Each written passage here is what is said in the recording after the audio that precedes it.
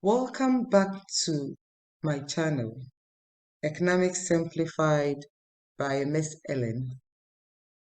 Today we are looking at the part 2 of factors of production, capital. In my previous video, we looked at factors of production, which is land.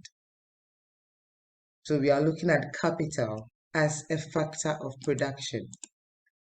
But before we define capital as a factor of production, I want us to know the difference between wealth and capital. Now, when we talk about wealth, it is the stock of goods that have monetary value. Any good that have monetary value. A typical example, we have car, we have house. Then capital is also that part of wealth set aside for further production of goods and services. So we can say that capital is a subset of wealth. A typical example is that of wealth when you take car. Car, if you're using it for your personal consumption, it is a wealth. But then the same car, when you use for a commercial base, since it is giving you an additional income, it becomes a capital and not a wealth. Another example of wealth, we said it's house. That is, when you use your house for your personal consumption, that is where you stay. It is a wealth to you. But then if that same house is being converted into, let's say, a hotel or a restaurant, it is no longer a wealth to you, but it is capital. So that is the difference between wealth and capital. Now we look at the definition for capital as a factor of production.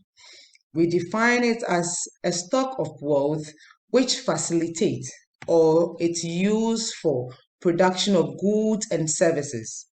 A typical example, we have money and then we have machine. Let's take this scenario. If you are starving and then I give you money, instantly you cannot use, or in other words, you cannot chew the money and then you'll be satisfied. But then that money will be used to buy food for you to eat in order to satisfy your hunger. Or if I give you machine, you cannot eat or chew that machine, but then the machine will be used for further production of goods and services. Now let's look at types of capital. The first type of capital, we have circulating capital. Circulating capital. It is the stock of raw materials used in the production of goods, or they are the type of capital which changes its form completely in the course of production. An example of a circulating capital, we have raw materials, we have money, we have debt owned by customers. Now, why do we say raw materials are circulating capital? A typical example of raw material, we have flour, the flour we use in baking. If you use flour to bake cake, after you are done baking the cake, you cannot get your flour back. So it means that in the course of you producing the cake, the flour as a raw material has been transformed into cake, which you can't get the flour back. Another example is that of money. You are hungry, you are going to buy food. A typical example, wache. If you are given the wache, you pay using the money. You can't get the wache and then get your money back. So that money, it's what has been transformed into the wache which you are consuming. So that is a circulating capital. Now we have a diagram on the screen. Realize that we use money to buy raw material. Then the raw material will be transformed into finished goods or semi-finished goods. Then we use the same money in buying the finished goods.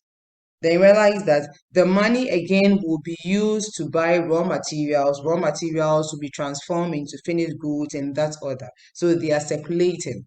That is why it is known as circulating capital. Let's move to the next type of capital. Another type of capital is fixed capital. Fixed capital. They are the stock of assets that do not change their form during the production process. A typical example, we have machines, we have plants, we have cars, we have buildings. So as I said, they are the capital which do not change their form in the course of what? Production. If you are using machine to produce, by the end of your production, you get your goods and services. In addition, you are getting your machine back. Then another type of capital, we have money capital. This refers to money raised to start up a business. So a typical example of a money capital is what? Money, which can be in the form of either paper or coin. Then the next is private capital. Private capital. It is any stock of physical asset owned by the private individuals. So a typical example is your private car you use. We have private buildings, private schools, etc. It belongs to an individual. Then we have the social capital, which is also known as the overhead capital. It is any capital owned by the society, or it is owned by the government. Anything belonging to the government belongs to what? The state or the society. So a typical example, we have that of the public school, we have public hospitals, we have roads, we have bridge, name them. So that is a social capital. Now we look at the characteristics of capital, in other words, the features of capital. The first is it is a man-made resource. When we say something is man-made resource, it means it is artificial. It is made or created by man and not a natural resource. Then the reward of capital is interest. The reward of capital is interest. Then capital is relatively mobile. What this means is we can move capital, example machine, from Ghana to UK or from UK to Ghana.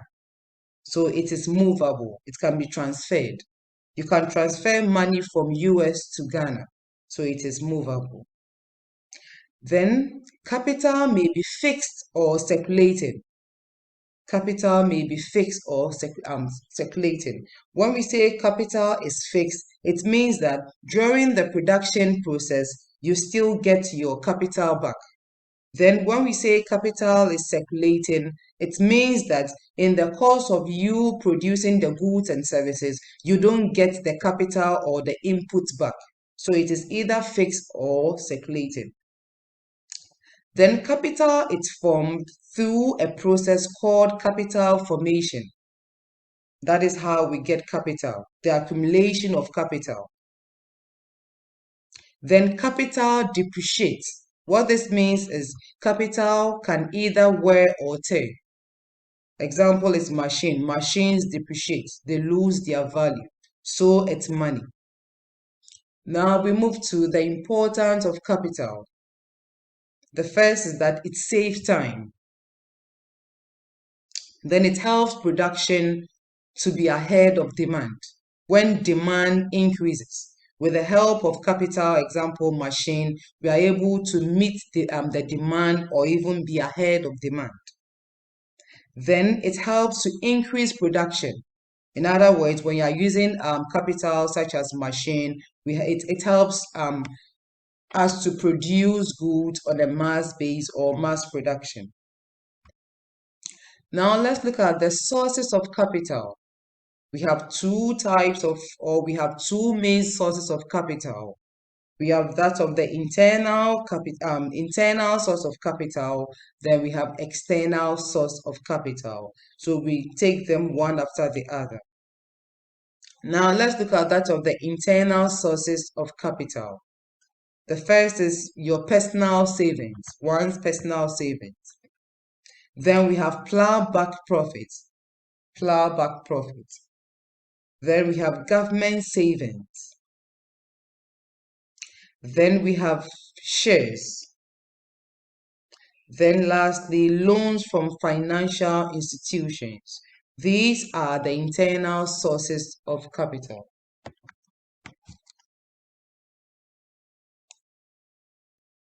Okay, so we look at that of the external sources of capital.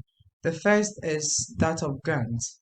Now, grants are the financial assistance which developed countries give to developing countries for a particular project. Now, they come in a form of a gift, meaning that they are non-refundable or we don't pay back. Why? Because they are simply financial assistance. Then we have that of the foreign loans. With the foreign loans, that is when a foreign government or a financial institution such as that of the World Bank or the IMF will give to a developing countries. But then with such monies, you pay with interest. Then thirdly, we have that of the direct investment. With a direct investment, this is where a foreign investor will invest his or her money into a project or a business in a country. Now, with this, the foreign investor takes place in he takes control over the day-to-day running of the business or the day-to-day management of the business. A typical example is that of um, the multinational companies. We have that of the MTN Ghana or MTN Nigeria and then the Vodafone. Then we take that of the indirect investment, which is also known as the portfolio. With the indirect investment, this is where a foreign investor will buy shares in a company. So with this, when it comes to the day-to-day running of the business or the management of the business, it is not done by the foreign investor. What he does is he's simply a shareholder. So at the end of the day, they take what is known as a dividend as their profit. Then we take that of the joint inventure. With a joint inventure, this is where a foreign investor will team up with the government of the day and then they run a business. So when it comes to the day-to-day running of the business or the management of the business, it will be done by both, that is the foreign investor and the government of the day. So we end our lecture for the day. Please remember to subscribe to the channel, you like, you share, and remember to leave a comment below.